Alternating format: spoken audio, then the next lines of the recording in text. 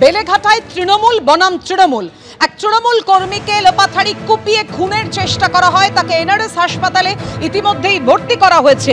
বেলেঘাটার উড়িয়া বাগানে তৃণমূল কর্মীকে কুপিয়ে খুনের চেষ্টা, কোপানোয় অভিযুক্ত সৌরভ দাস ও গুড্ডু স্থানীয় তৃণমূল কর্মী। গ্রেফতার সৌরভ দাস, পলাতক অন্য অভিযুক্ত গুড্ডু। গতকাল রাত 8:30 নাগাদ ঘটনাটি ঘটে উড়িয়া বাগান বাসস্ট্যান্ডের কাছে। বাসস্ট্যান্ডের কাছে বসেছিলেন তাপস বন্দ্যোপাধ্যায়। সেখানে এসে গালিগালাজ সৌরভের। অভিযোগ তাপসের ভাইয়ের। বচসার পর চলে যায় সৌরভ। এই কোপানোয় অভিযুক্ত সৌরভ দাস ও গুড্ডু স্থানীয় তৃণমূল কর্মী।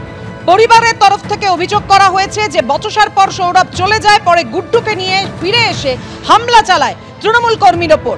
এলোপাথাড়ি কোপ মারে তাপস বন্দ্যোপাধ্যায়ের ওপর। অভিযোগ আক্রান্তের ভাইয়ের। রাজনৈতিক প্রতিহিংসা থেকেই খুনের চেষ্টা, অভিযোগ তাপসের ভাইয়ের। ঠিক কি ঘটনা ঘটেছে, কি অভিযোগ, কথা বলবো। আমাদের সঙ্গে রয়েছেন আমাদের প্রতিনিধি সুকান্ত মুখোপাধ্যায়। জানাও সুকান্ত। দেখো, গতকাল অর্থাৎ শুক্রবার রাত্রি 11:30 নাগাদ ঘটনাটি ঘটেছে বেলেঘাটা থানার মধ্যে পড়ে উড়িয়া বাগানে একটি ফাস্টফুড দোকানের সামনে। যাকে একেবারে গুরুতরভাবে যিনি আহত হয়েছেন তাপস বন্দ্যোপাধ্যায়, তিনি 2010 সাল থেকে তৃণমূল করে এবং এই মুহূর্তে 50টি সেলাই নিয়ে অত্যন্ত আশঙ্কাজনক অবস্থাতে তিনি এনআরএস হাসপাতালে এমার্জেন্সিতে ভর্তি রয়েছেন। এবং তার ভাই যে অভিযোগ করেছেন আশিস বন্দ্যোপাধ্যায়, তিনি যেটা পরিষ্কার বলছেন যে দুজন গতকাল রাত্রিবেলাতে অ্যাটাক করে সৌরভ দাস এবং তার সহযোগী গুড্ডু, তারাও কিন্তু একই রকমভাবে তৃণমূল করে এবং এই গোটা বিষয়টি হচ্ছে তৃণমূলের গোষ্ঠীদ্বন্দ্ব। দীর্ঘদিন ধরেই তার দাদাকে টার্গেট করা হচ্ছিল, রাস্তাঘাটে তাকে গালিগালাজ করছিল সৌরভ। গতকালকে 11:30 নাগাদ যখন এই ফাস্টফুড দোকানের সামনে তার দাদা তার বন্ধুদের সাথে বসেছিল, তখনই তাকে প্রথমে গালিগালাজ করে এবং তাপসবাবু তার প্রতিবাদ করাতে তখনকার মতন সৌরভ ফিরে গেল। পরে এসে গুড্ডুকে নিয়ে আসে এবং দুজনের হাতেই সেই সময় কিন্তু ধারালো অস্ত্র ছিল। সৌরভের হাতে চাকু ছিল এবং অন্যদিকে তার সঙ্গী গুড্ডুর হাতে কিন্তু খুর ছিল এবং রীতিমতো বুকে পেটে বিভিন্ন জায়গাতে কোপানো হয়। অন্যদিকে গুড্ডু পিছন থেকে হাত বেঁধে মানে একেবারে ধরে রাখে যাতে কোনোভাবে তাপসবাবু সেখান থেকে পালিয়ে না যেতে পারে। সব মিলিয়ে প্রায় 50টি আঘাত তার মাথায়, বুকে, পেটে, তলপেটে বিভিন্ন জায়গাতে রয়েছে এবং এই গোটা ঘটনাতে বেলেঘাটা থানাতে অভিযোগ দায়ের করার রাতে গুড্ডু এখনো পলাতক থাকলেও মূল অভিযুক্ত সৌরভ দাস কিন্তু গ্রেফতার। এবং এই সৌরভ দাস সম্পর্কে যেটা পুলিশ সূত্রে জানা যাচ্ছে যে কয়েক মাস আগে তাকে কিন্তু আরো একবার গ্রেফতার করা হয়েছিল একাধিক অসামাজিক কাজকর্মের সাথে যুক্ত থাকার অভিযোগও রয়েছে কিন্তু সৌরভের বিরুদ্ধে। সব মিলিয়ে পরিবার আতঙ্কে রয়েছে। তারা যেটা বন্দ্যোপাধ্যায় পরিবার বা তাপস বন্দ্যোপাধ্যায় যেটা ভাই বা তারা বলছেন যে তারা আতঙ্কে রয়েছেন যে ফের আরো একবার অ্যাটাক হতে পারে এবং এই মুহূর্তে এনআরএস হাসপাতালে অত্যন্ত আশঙ্কাজনক অবস্থাতে ভর্তি রয়েছেন কিন্তু তৃণমূল কর্মী তাপস বন্দ্যোপাধ্যায়। ভরা একেবারে রাস্তার উপরে, একদম বেলেঘাটা মেন রোডের উপরে ঘটনা জেরে স্বাভাবিকভাবে যথেষ্ট আতঙ্ক ছড়িয়েছে কিন্তু আশপাশের এলাকাতেও।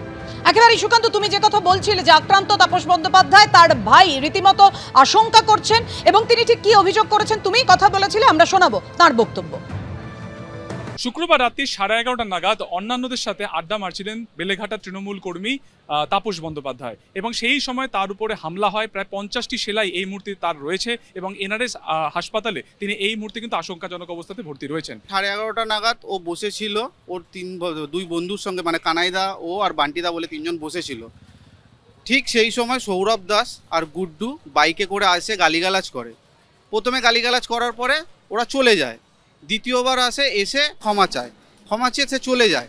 তৃতীয়বার যখন আসে তখন আমার দাদা একা বসে, কানাইদা আর বান্টিদা ছিল না সেই মুহূর্তে। সৌরভ এলোপাথারি ওর ওপরে ছুরি মারে, মাথার এখান থেকে ফেটে, মানে এতটা জায়গা ধরে কাটা আছে, চোখের এখান থেকে ওপর দিয়ে নিচ থেকে এখান থেকে কাটা আছে, বুকের এখানে কাটা আছে, পেটের এখানে কাটা আছে, হাতের এই পেছনে কাটা আছে।